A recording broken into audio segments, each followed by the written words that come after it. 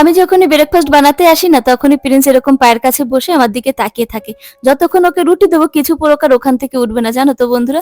আর রুটির সঙ্গে ঘি লাগিয়ে দিতেই হবে, ঘি না লাগালে কিছু প্রকারে খায় না, এতটা স্বাদ বোঝে। এখানে দেখো দুই বাদরের ঘুনসুটি শুরু হয়ে গেছে, গড়াগড়ি করছে।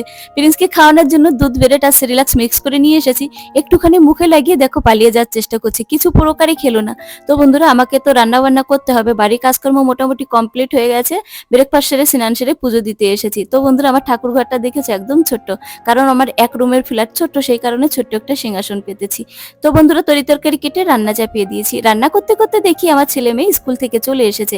আর ওদেরকে দেখে প্রিন্স দেখো আনন্দে কি করবে বুঝতে পারছে না, লাফালাফি করছে।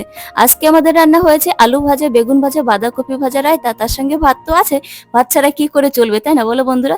ছেলে মেয়েকে খেতে দিয়ে দিলাম, ওরা খেতে থাক, ততক্ষণ চ্যানেলটি সাবস্ক্রাইব করে নাও। আর অবশ্যই কমেন্টে জানিও কেমন লাগলো ভিডিওটি। সবাই ভালো থেকো, বাই বাই।